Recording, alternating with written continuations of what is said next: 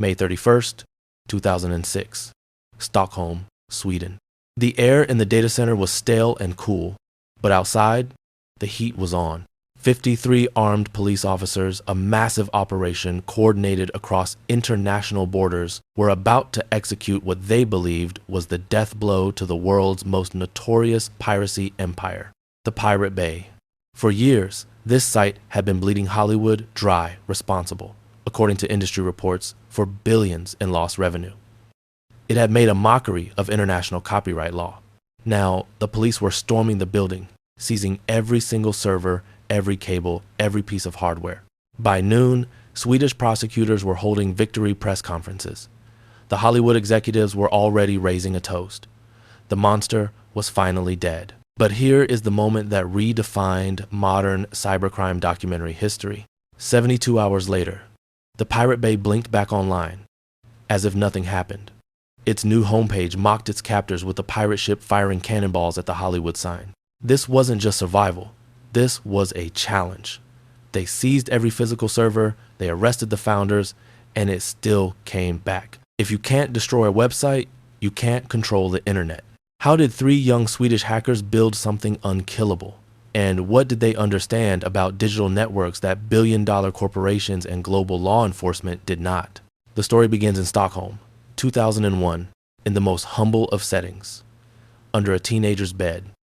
Gottfrid Svartholm, known online as Anakata, was the architect, a 9-year-old coding prodigy with a skeptical smile and an obsession with cryptography. Along with his allies, Fredrik Nage, Timo, and Peter Sunday, Brokep, they wired together a BitTorrent tracker. This wasn't just a site.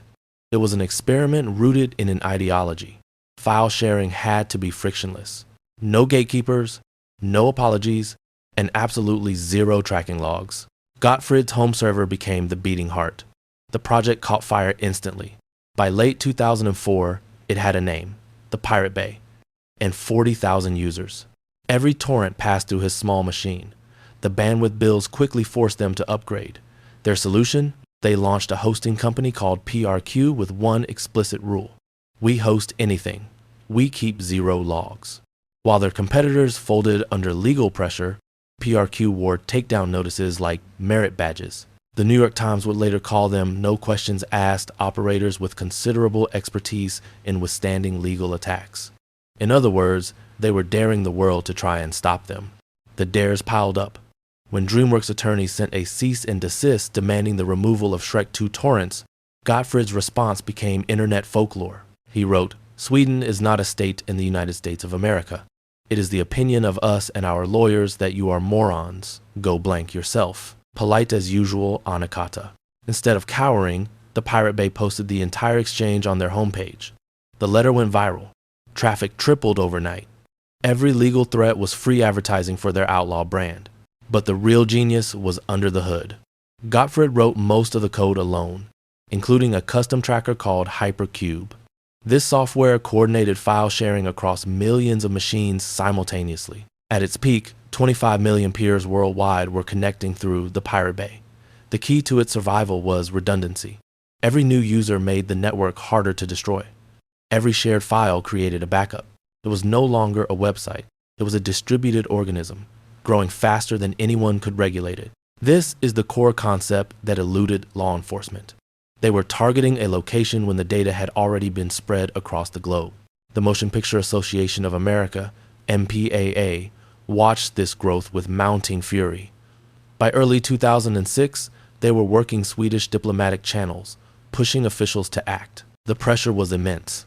And as Gottfrid's phone vibrated with a warning from a telecom contact, he knew the raid was hours away. He had spent 2 years ensuring the site's entire existence could fit on an encrypted thumb drive and resurrect anywhere with electricity and bandwidth. They were about to seize hardware. The data, the only thing that mattered, was already halfway to Amsterdam. May 31st, 2006, 5:47 a.m. 10 locations were hit simultaneously. In the Stockholm server room, metal racks were unplugged mid-operation. Hard drives slid into evidence bags. Gottfrid and Fredrik were cuffed and driven to separate interrogation rooms. By 11 a.m., the police spokesperson was on television declaring a major criminal operation dismantled. Hollywood had scored a clean knockout. The Pirate Bay's URL returned nothing but error messages. The panic on forums worldwide was real. Hundreds rallied in Stockholm, waving pirate flags. The MPAA issued congratulatory statements, but nobody was counting on the contingency plan. The Pirate Bay's team executed their disaster recovery flawlessly. They migrated the complete database to servers in Amsterdam, rerouted the DNS, the digital roadmap that tells your browser where to go, and brought everything back online in 72 hours. The police had seized the empty fortress. They had the metal, the plastic, the power cables, but the code and the community, the actual value, were untouched. Peter Sunde, the site's public face, held an impromptu press conference. Reporters crowded around his laptop as he explained, grinning, that the downtime wasn't fear. "We were scaling up infrastructure," he said, "to handle all the new traffic you journalists just sent us." He wasn't exaggerating. The raid became the greatest advertising campaign in Pirate Bay history. Traffic didn't just return, it doubled, then tripled. Behind the scenes, the hardening began.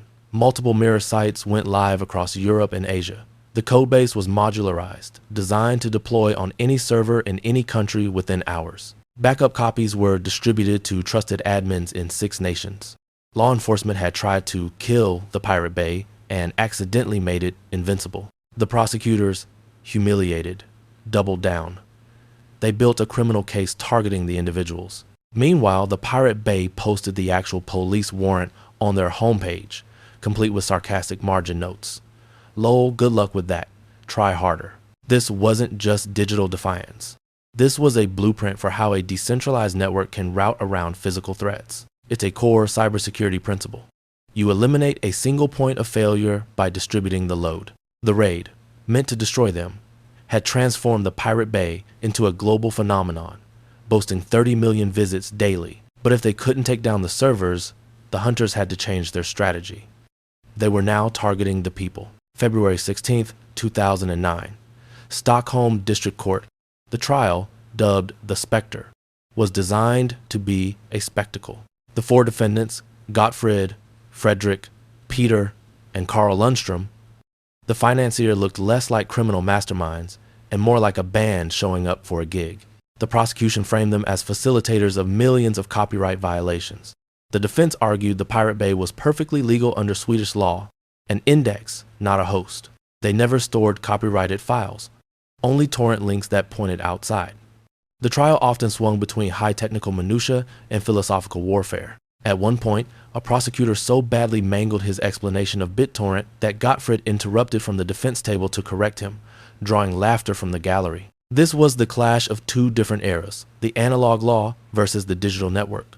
On April 17th, 2009, the verdict arrived. Guilty on all counts of assisting copyright infringement. Each defendant received 1 year in prison, and collectively, they owed millions in damages. The message was clear. The old rules still applied. The Pirate Bay's response? Their homepage logo updated to a tape-mouthed Mickey Mouse, a silent protest against what they called Disney-backed censorship. Appeals began immediately. Under Swedish law, no one went to prison yet. The prison terms were later reduced, but the damages skyrocketed to over $7 million. But when the Supreme Court refused further appeals in 2011, authorities prepared to collect the defendants. That's when things got complicated. Peter Sunde eventually turned himself in, Fredrik Nage relocated to Laos, and Gottfrid Svartholm vanished. Interpol red notices went out. The coder, the architect who built the unkillable machine, was now a ghost, moving through countries without extradition treaties, living exactly like the stateless, mobile ideology he coded. While its founders were on the run or appealing, the Pirate Bay made its most radical evolution in 2012. It abandoned torrent files entirely, switching to magnet links. A torrent file is a physical target, a thing that police can seize. A magnet link is just a text string, a mathematical hash. You cannot confiscate an equation. You cannot serve a warrant for this sequence of characters. This made the site leaner and nearly impossible to target legally. They released a compressed backup of the entire site database, allowing any user to spin up a clone in minutes. The site was now a fully distributed organism, designed to survive even if every original server burned. The convictions didn't slow it, the raids didn't stop it. Gottfrid's creation had outgrown him. It didn't need its founders to survive. But his personal story was about to take a far darker turn. August 30th, 2012. Phnom Penh, Cambodia. After 16 months on the run, a joint Swedish and Cambodian task force moved on a waterfront apartment. Inside, they found a bearded 7-year-old hunched over a laptop. Gottfrid Svartholm was arrested without resistance. He was deported to Stockholm to serve his piracy sentence. But prosecutors had bigger plans. They believed his time off-grid wasn't just hiding, it was hacking. New charges hit before he even finished processing. Unauthorized access to Swedish government databases and attempted bank fraud. Investigators alleged that between 2010 and 2012, someone using his computers breached servers at Logica, the IT contractor managing Sweden's tax authority. The intrusion accessed national tax IDs for thousands of Swedes and attempted to issue fraudulent driver's licenses. This is where the story shifts from copyright rebel to black hat threat. The narrative now mirrored a classic cybercrime documentary targeting state infrastructure. The defense was complex, technical, and a staple of modern cybersecurity cases, the evil twin theory. Gottfrid argued his laptop was compromised by unknown parties who used it as a proxy. "I was a puppet," he told his lawyer, presenting forensic evidence that his system was infected with malware. While the court acknowledged his computer was compromised by external actors at certain points, the Swedish court delivered a split verdict: guilty of the Logica data breach. The sentence? 2 years in prison, but one country wasn't finished. Denmark had been investigating a devastating hack of their own. In 2012, someone breached CSC, a major IT contractor managing Danish police databases and social security systems. It was one of the worst cybersecurity breaches in Scandinavian history, stealing personal identification numbers for millions of Danish citizens. Danish investigators traced chat logs and digital fingerprints back to a familiar alias, Anakata. In late 2013, Svartholm was extradited to Copenhagen and placed in solitary confinement. The Danish trial was unforgiving. Prosecutors presented overwhelming forensic evidence: stolen CSC data on his drives, access patterns matching his equipment, and chat logs using his distinctive phrasing. The evil twin defense didn't work. On October 27, 2014, the guilty verdict arrived. The sentence was crushing: 3.5 years in prison, the harshest hacking sentence in Danish history at that point. Gottfrid had lived the complete hacker narrative: creation, glory, exile, conviction, imprisonment, release. By December 2015, all debts were paid, and he was finally free. And the Pirate Bay? Still online. Maintained by anonymous admins and true believers, it had outlived multiple raids, dozens of domain seizures, and the imprisonment of all 3 founders. The lesson was learned: you can't kill what has no center. The story of the Pirate Bay is a monumental legal and technical saga, but for the average internet user, it offers profound lessons in cybersecurity protocols and how digital threats operate. The same principles that made the Pirate Bay unkillable are the same principles that keep you vulnerable to dark web scams, major phishing attacks, and financial fraud mechanics. The hackers of today don't use one central server. They operate like the Pirate Bay, distributed. Ransomware groups use affiliate programs where individuals conduct the attack, and the main group handles the encryption tools and negotiations. This model protects the leaders, making them as difficult to arrest as Gottfrid Svartholm was to catch. The attack vector is social, not just technical. Forget the complex code used by Anakata for a moment. Most modern cybercrime, especially financial fraud, starts with a phishing attack. This is a modern dark web scam at its heart. A highly personalized email known as spear phishing, designed to steal your credentials. Rule #, the phishing test. Never click a link in an email asking you to verify or urgently update a password. Instead, open a new browser window and type the company's official address yourself. This bypasses the fraudulent link. The defense is redundant. The Pirate Bay survived because of redundancy. Your financial life needs the same defense. Two-factor authentication, 2FA, is your digital backup plan. Even if a scammer steals your password through a phishing site, they still need the code from your phone to access your accounts. Rule #2. Activate 2FA everywhere. Use an authenticator app like Google Authenticator or Authy over SMS whenever possible. SMS can be intercepted via SIM swapping fraud, where a scammer convinces your carrier to transfer your phone number to their device. The identity threat is real. Gottfrid was convicted of stealing national tax IDs. This is the ultimate goal of many modern hacking groups: identity theft.